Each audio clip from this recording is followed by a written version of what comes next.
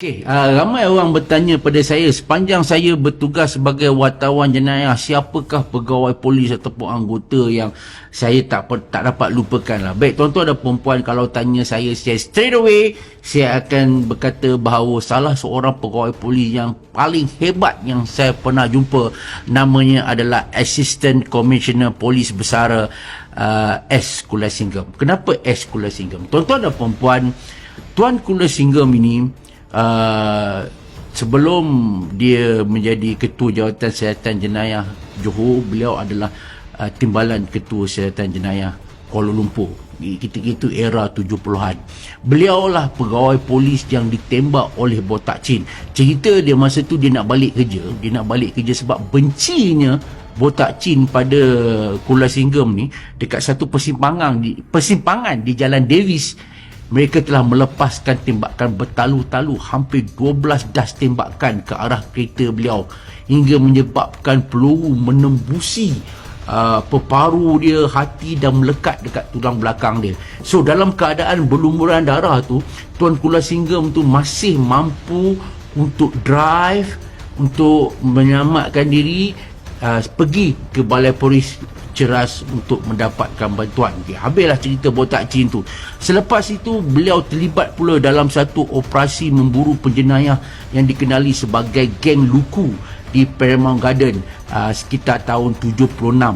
Dalam serbuan untuk menangkap Geng Luku ni perompak terkenal lah di Kuala Lumpur ketika itu. Ketika nak masuk, nak menyebu ke dalam rumah, dia ditembak pula di bahagian perut. Bayangkan, belum lagi sihat sepenuhnya daripada ditembak oleh Botak Chin, dia ditembak pula di bahagian perut oleh penjenayah Geng Luku ni. Namun dia balas balik tembakan dan berjaya menembak mati kesemua Geng Luku ni dengan bantuan kawan-kawan dia. Dalam keadaan berlumuran darah, perut hampir terburai akibat ditembak oleh Geng Luku.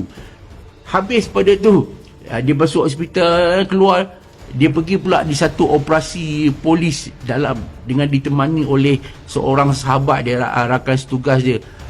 Pokok tumbang pula menimpa pula dia dan rakannya yang seorang tu hingga menyebabkan rakan dia tu meninggal dunia.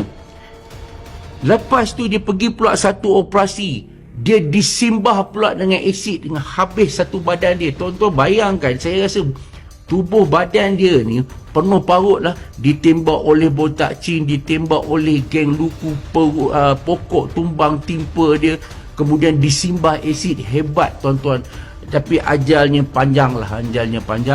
Namun dia langsung, orang kata apa, tidak melemahkan semangat dia untuk berkhidmat, menempuhkan seluruh tenaga dan usaha dia demi negara dan atas nama baik PDRM.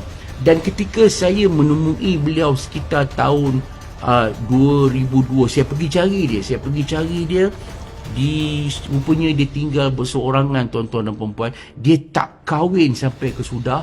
Ketika saya pergi cari dia tinggal di sebuah pangsapuri lama di Johor Bahru. Dia duduk seorang, ya, senyum. Saya tanya dia, Tuan tak rasa menyesal ke masuk polis? Kerana di penghujung riwayat Tuan duduk seorang diri, seorang pun tak kenal Tuan, jasa Tuan tak ada siapa pun peduli. Dia kata dia tidak pernah rasa menyesal, dia bangga dan dia sanggup tidak kahwin sampai sekarang. You tahu kenapa? Kenapa Tuan? Kerana saya sudah berkahwin dengan kerja saya. Dia kata dia lebih rela ditembak, dia lebih rela dibunuh, disimbah asid dan sebagainya, demi untuk menjaga rakyat Malaysia. Dan dia kata biarlah kesakitan yang dia tanggung tu, biarlah dia seorang saja yang tahu. Kalau dia kahwin, dia kata nanti isteri dia sedih. Kalau dia ada anak, nanti anak dia sedih. Jadi biarlah dia seorang diri sampai dia mati. Bayangkan tuan-tuan dan perempuan, hebatnya pegawai polis bernama S. Kulasinggam ni. Kalau tuan-tuan tanya dia masa muda dia iras-iras macam Jeffrey Zain ataupun Jim Samsudin. Kalau you tengok filem Jim Samsudin, macam itulah Tuan Kulasinggam ni. Macam James Bond. muda, handsome, tegak badan dia, rambut tersisir rapi.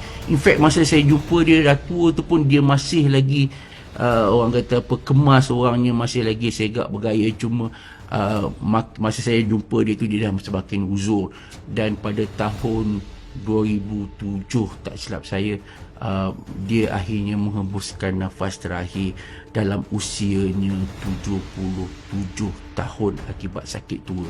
Apa yang saya nak cerita di sini, tak ramai yang tahu cerita dia, tak ramai yang tahu pengorbanan dia untuk PDRM dan juga untuk negara Malaysia yang cinta.